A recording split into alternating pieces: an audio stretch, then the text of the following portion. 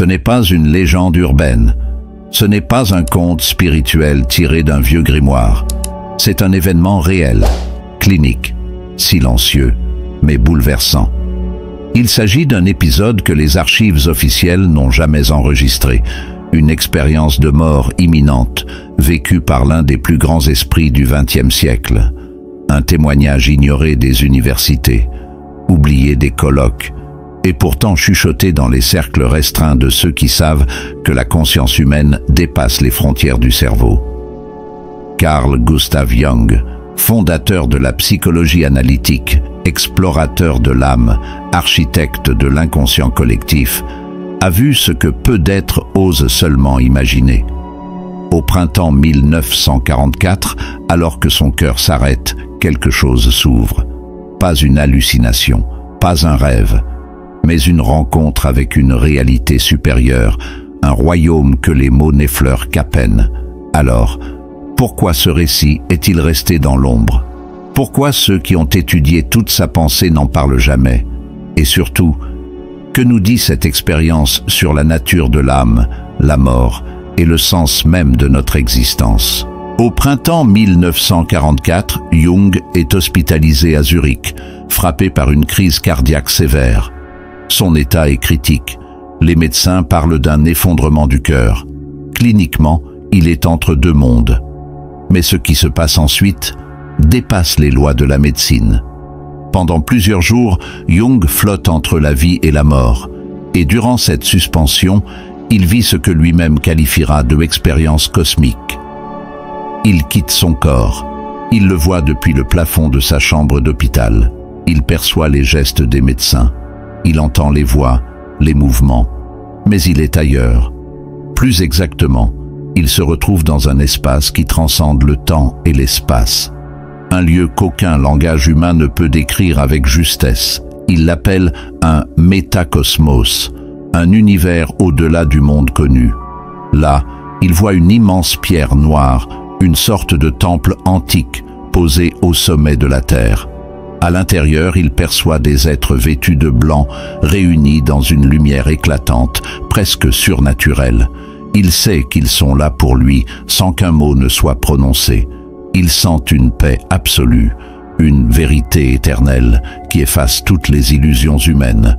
Mais avant de franchir le seuil du temple, une force le retient. Un être, une conscience supérieure, lui transmet télépathiquement un message. Tu ne peux pas entrer maintenant. Il reste des choses à accomplir dans le monde des vivants. Et en un instant, il revient. Son retour dans le corps est brutal. La douleur est immense. Mais rien ne sera plus jamais comme avant.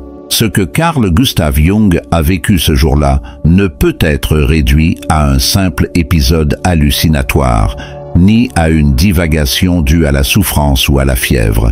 Ce n'était ni un rêve, ni une illusion produite par un cerveau en détresse. C'était une fracture sacrée dans le tissu de la réalité, une brèche dans le voile qui sépare le visible de l'invisible. Ce fut une initiation profonde, intime, intransmissible par des mots ordinaires, un passage intérieur, un moment de dépouillement total, où l'ego s'efface et où seule l'essence nue de l'être subsiste face à l'infini. Ce fut une plongée, non pas dans l'inconscient individuel, mais dans les abysses étoilés de l'âme cosmique.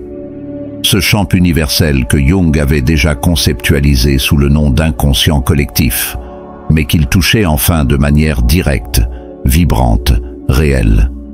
Et dès son retour, plus rien n'était comme avant. Un changement imperceptible aux yeux du monde, mais radical dans la vibration de sa conscience. Il parlait désormais avec les mots d'un homme qui avait vu l'autre rive. Il n'évoquait plus seulement l'âme comme un concept philosophique, mais comme une entité autonome, vivante, consciente, qui poursuit son voyage bien au-delà du dernier souffle. Il déclara « Ce que nous appelons l'âme est une réalité autonome. Elle survit, elle continue, au-delà du monde matériel. » Jung avait perçu que la mort n'est pas une fin, mais un retour, Stamm, un élargissement, un déploiement de l'être dans une réalité plus vaste, plus vraie que celle que nous croyons réelle.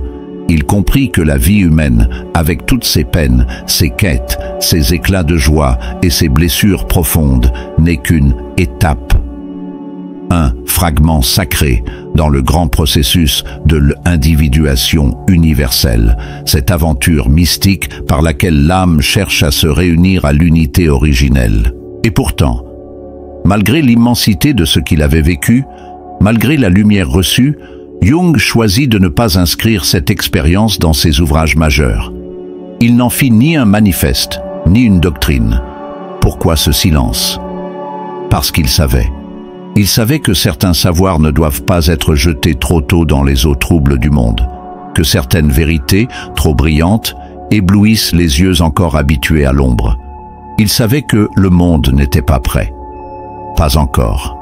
Il comprenait que les révélations les plus profondes doivent parfois rester en gestation, dans les cœurs de ceux qui ont vu, en attendant que d'autres puissent les entendre et s'en souvenir. Ce que Jung a vécu n'est pas un cas isolé. À travers l'histoire de l'humanité, des milliers d'êtres, anonymes ou célèbres, mystiques ou scientifiques, sages ou simples rêveurs, ont eux aussi franchi ce seuil invisible, fragile, mais bien réel, qui sépare le monde des formes, du monde des vérités ultimes. Des civilisations entières ont bâti leur tradition sur les récits de ces passages. Les sages d'Orient en parlaient comme du grand silence. Les initiés d'Égypte l'appelaient la pesée de l'âme.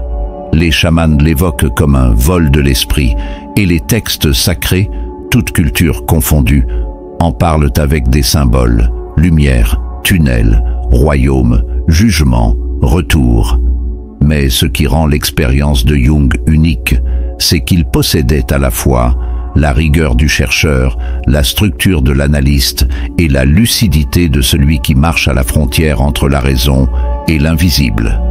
Il n'a pas seulement vécu l'indicible, il l'a organisé en pensée, décrit avec justesse, intégré à sa vision du monde. Il a offert à l'humanité un pont rare, un passage entre la science moderne et les savoirs oubliés, entre la psychologie profonde et la spiritualité ancestrale.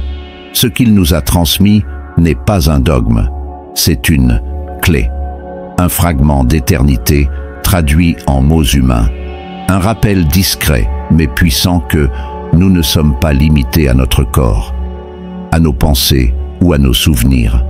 Il nous invite à reconnaître, humblement, que nos certitudes rationnelles, aussi confortables soient-elles, ne sont qu'un mince vernis posé sur une réalité infiniment plus vaste, une réalité vivante, vibrante, lumineuse, qui ne se mesure ni en équations, ni en lois physiques, mais en ressenti profond, en intuition sacrée, en éveil de conscience.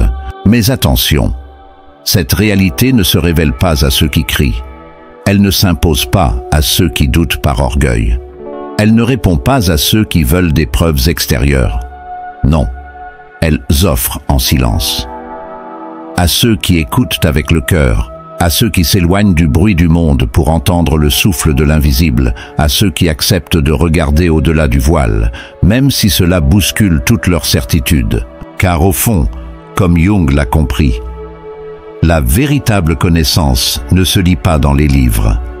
Elle se révèle dans l'âme qui ose s'ouvrir. Il arrive un moment dans chaque vie où les certitudes vacillent, où les réponses toutes faites ne suffisent plus, où l'on sent, au plus profond de soi, qu'il existe autre chose, quelque chose d'immense, d'invisible, d'indescriptible, mais terriblement réel. Ce que Jung a expérimenté n'est pas une exception réservée aux érudits ou aux mystiques. C'est une invitation universelle. Un rappel que nous portons tous au cœur même de notre être, une brèche vers l'éternel.